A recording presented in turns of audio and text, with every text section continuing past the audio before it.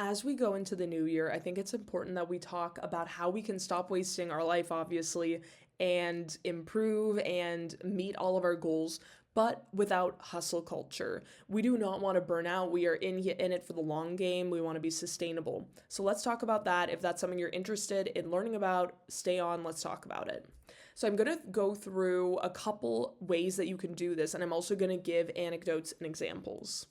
So, firstly, optimize for energy, not hours. So, measure success by how energized and clear you feel after work, not how long you worked. Stop when your output drops instead of pushing through exhaustion. I've talked about this before on another video, actually, that when I start to feel my energy drop, I will literally stop working because then I know that I'm going to have worse impulse control, for example. So, maybe it's easier to get distracted, easier to procrastinate, and not to mention that the work you're creating is going to be worse, obviously. So I have an exercise science background. We always learn that when the athlete is starting to take on bad form, for example, that they should stop training because you should always be training at your best. And in my opinion, the same goes for work and for overall productivity.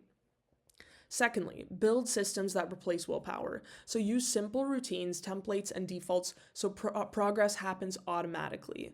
The goal is consistency with less effort, not heroic discipline.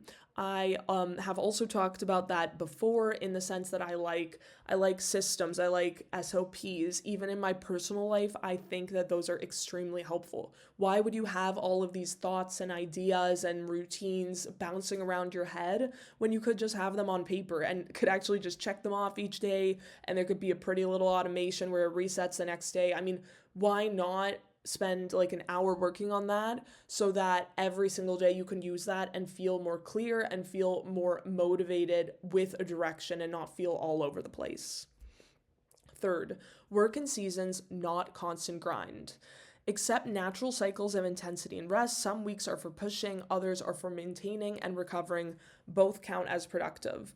I think that a seasons idea is really, really valuable. And it doesn't mean like seasons in terms of like 4 seasons. It's not like you're like just breaking up the year into 4 quarters. That being said, quarterly reviews are great too. But I think in this specific context, it's more just about the ebb and flow from week to week, from month to month. Sometimes you're not going to feel as motivated, and that's okay. Meanwhile, other times you're going to have this drive of energy. So just ride that wave, enjoy that, and capitalize off of that. But if you spend all the time where you're feeling a little slower, hating on yourself, that is really inhibiting you because you should be using that time to decompress and to sort of gain energy that you can then put out into the world after. But if you spend all that time hating on yourself, you're not even relaxing or gaining any benefit from that downtime, and it's just going to hurt you in the long run. Next, define enough before you start. So decide what done looks like in advance. This prevents overworking, perfectionism, and endless tweaking disguised as productivity. I completely agree with this. I think that perfectionism is the enemy of productivity. It's analysis paralysis. Also, if you try to make everything perfect, like you're literally not ever going to get anything done. And I think the most productive people are okay with scrappy work sometimes. Obviously, you still want to maintain a high quality, but it's about cutting those details that aren't that important. For example, this is not like a very pretty visual right now. I don't have photos embedded like I sometimes do.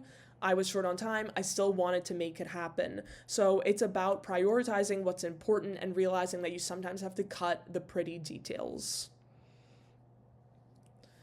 Protect recovery as a non negotiable task. So, sleep, movement, downtime, and social time aren't rewards. You schedule them like meetings because they directly improve focus and output.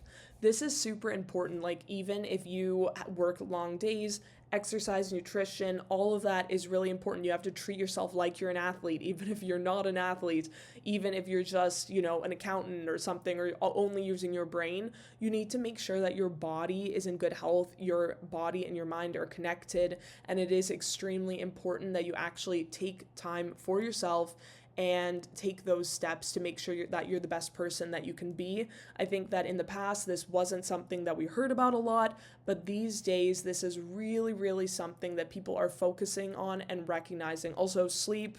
You gotta have enough sleep. You gotta be focusing on your health, your nutrition, your physical health, etc. Focus on leverage, not busyness. So prioritize the few actions that create outsized results. Saying no, delegating, and simplifying are often more productive than doing more. So true. And I will also add to that I think a lot of times we equate busyness with productivity. Like if we look busy, that is not productivity. Like I will sometimes get a task and I'll be like, I'm gonna finish this as quickly as I can without dropping the standard that I've been asked to produce. And I think that the same person could literally spend like 3 hours on that task. But why would you spend 3 hours if you can do it for the same at the same quality in 1 hour? And I think that again, Parkinson's law, I talk about it all the time. Use Parkinson's law. Like give yourself 40 minutes and just say, I'm going to finish this in 40 minutes and see if you can make it happen, because chances are you probably can. So, quick video. It was a bit rapid fire, but overall, I think that these are just examples of how you can work towards productivity in a non-hustle culture way and in a way that is sustainable and something you could do throughout the entire year, not just the first 2 months.